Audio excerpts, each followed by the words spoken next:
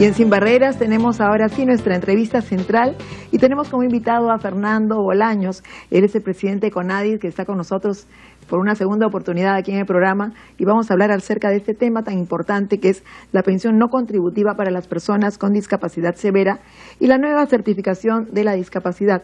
Justamente esta norma técnica pues va a facilitar muchísimo que se pueda realizar la certificación de las personas con discapacidad. Un gusto de tenerlo nuevamente aquí en el programa.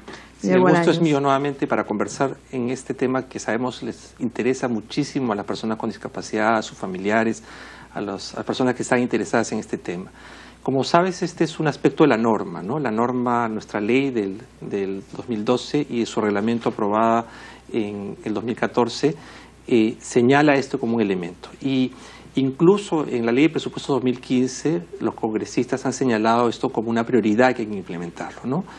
Entonces, como sabemos, es una pensión no contributiva para las personas con discapacidad severa. ¿Podríamos explicarle a las personas que nos están viendo de repente a qué se refiere no contributivo? Sí, es no contributivo en el sentido que no requiere aportes de las personas, ¿no?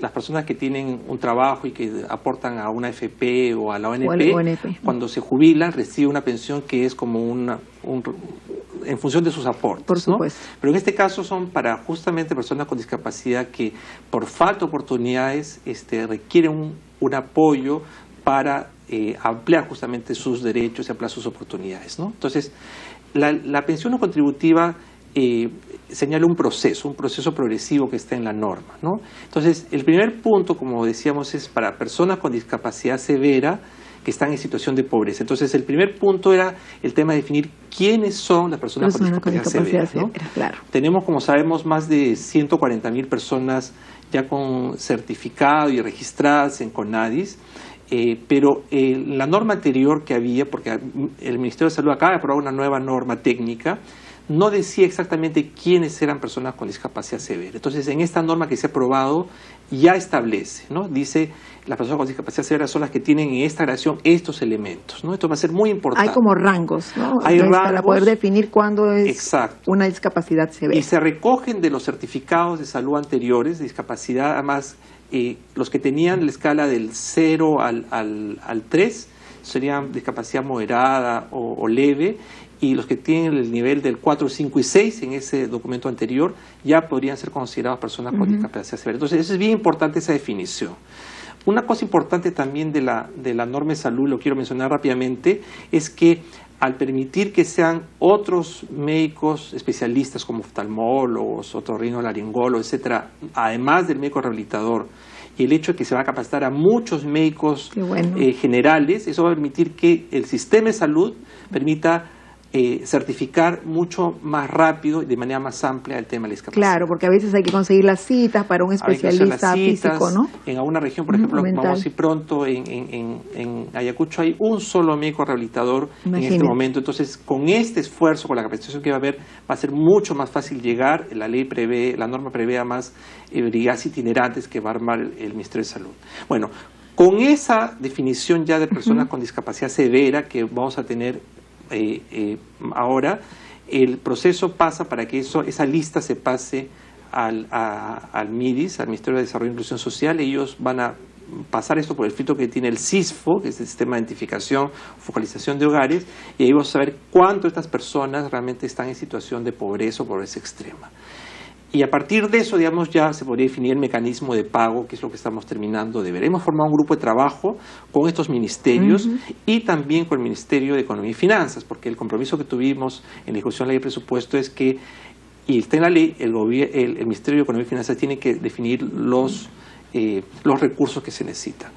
Como este es un proceso nuevo, hemos planteado ya en la reunión que tuvimos el otro día, presidido por nuestra ministra y con representantes de los sectores que vamos a comenzar por algunas regiones, ¿no? Porque es cierto que todos tienen derecho y a eso vamos avanzando, pero necesitamos consolidar y validar este sistema. Entonces hemos visto que habrían 3 regiones en las que comenzaríamos, que abarquen las 3 zonas del país, ¿no?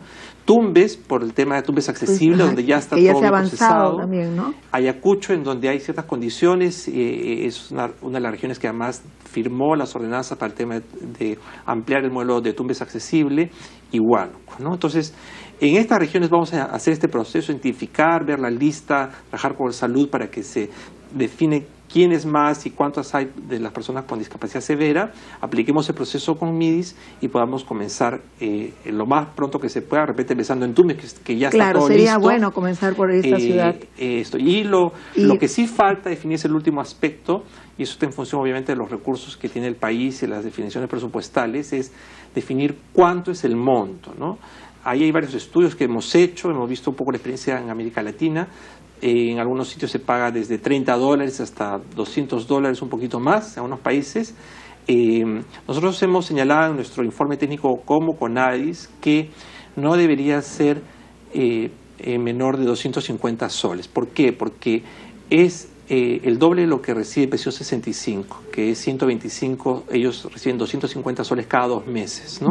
¿Y por qué razón? Porque como sabemos, en el caso de las personas con discapacidad severa, no solamente es la persona afectada, siempre hay una persona que le tiene que acompañar, un familiar, ¿no? Hemos visto que la mayoría son mujeres, es la madre, es la hermana, es la hija, es la esposa, ¿no? Y además también hay medicamentos que también a veces no se consiguen acá porque hay diferentes tipos de discapacidades severas. Exacto. Necesitan y requieren de otros medicamentos. Todas esas cosas. Bueno, los medicamentos y todas las cosas deberían ser parte de este paquete de servicios de salud, pero sabiendo que hay estas dos personas que no pueden trabajar o que ven limitadas sus posibilidades de trabajo, la lógica de la pensión es justamente poder beneficiar a ambas, ¿no? Por eso nosotros el mínimo sería esto, y es lo que estamos conversando con el Ministerio de Economía y Finanzas para que ya se pueda tomar la decisión al respecto. Ahora, lo que es Ayacucho y Huánuco, por ejemplo, que serían las siguientes ciudades a trabajar con ellas, ¿verdad? Sí. Y también se va a realizar una encuesta, como se realizó en Tumbes. Exacto. Bueno, parte del trabajo con el gobierno regional, yo estoy viajando, por ejemplo, la próxima semana justamente a Ayacucho para comenzar estos temas, es convencer al presidente regional, al gobierno regional, a los alcaldes, para que juntos definamos una estrategia conjunta para, por un lado, informar a las personas con discapacidad, ver la manera de hacer estos censos, de repente no de la manera tan extensa que se hizo en Tumbes, porque obviamente es chiquito, ¿no? Pero en la medida que los gobiernos regionales nos apoyen y hagamos estas brigadas con la SOMAPETS, con el apoyo del sector salud en esa región, podemos no solamente identificar a los que ya están registrados y hay que decir, bueno, si tú tienes o no tienes la discapacidad severa, o ver de otras personas más que estarán, probablemente nuestro ideal sería que lleguen no solamente pues las personas de las zonas urbanas que ya están identificadas, sino también de las zonas rurales, ¿no? Y si hablamos acerca de Sudamérica, por ejemplo, ¿cuáles serían las ciudades que tendrían mayor adelanto en esto de una pensión para las personas con discapacidad severa? Lo han hecho países como Chile tiene pensión no contributiva, igual también Ecuador, Costa Rica, Argentina, todos ellos, digamos, han definido mecanismos parecidos o diferentes con ciertas características, y por eso estamos mirando también esa experiencia internacional, ¿no? La idea, como repito aquí, y es bien importante, es que esto forma parte de un paquete de elementos que la ley nos obliga y que, como vemos, poco a poco estamos implementando. Como sabemos, este año, por ejemplo, comienza también el tema de la cuota laboral en empresas privadas. Que hay que hacerla. Hay que hacer que la cumplan. Hay que hacer el seguimiento, hay que apoyar también para que las empresas tengan mecanismos para elaborar perfiles. Nosotros estamos haciendo un seguimiento también de instituciones públicas, hemos mandado muchos oficios y trabajado con unos ministerios para ver cómo ampliamos la cuota laboral de funcionarios o de personas que trabajan en los sectores públicos.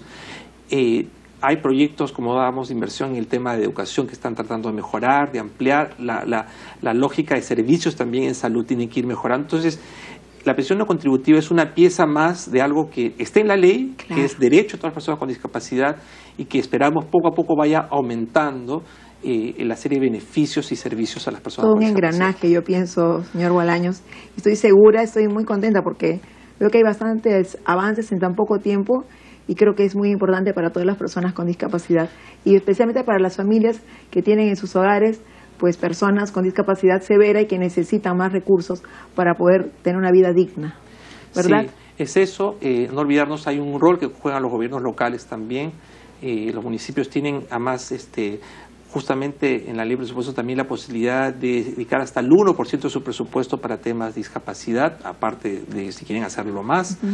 Y el tema finalmente social, ¿no? Es decir, todo esto no va a ir cambiando si las propias personas, si la sociedad, si cualquier persona no entiende que este es un tema no solamente de derechos, porque las personas con discapacidad no deben recibir esto por compasión ni por lo que sea, sino porque es un derecho, pero que también que una sociedad que respeta y promueve a sus personas con discapacidad es una sociedad avanzada, ¿no? O sea, aquí no nos metamos cuentos, no es el tema solamente del PBI, es cómo la sociedad promueve a sus personas con discapacidad. Es un signo claro que es una sociedad está avanzando. Muchísimas gracias, el señor Fernando Bolaños, presidente de CONADIS, ha estado con nosotros y estoy segura que pronto estaremos nuevamente con usted aquí en el programa. Bueno, muchísimas gracias y buen día para todos. Nos vamos a una pausa, regresamos con cosas muy interesantes aquí en Sin Barreras, no se muevan.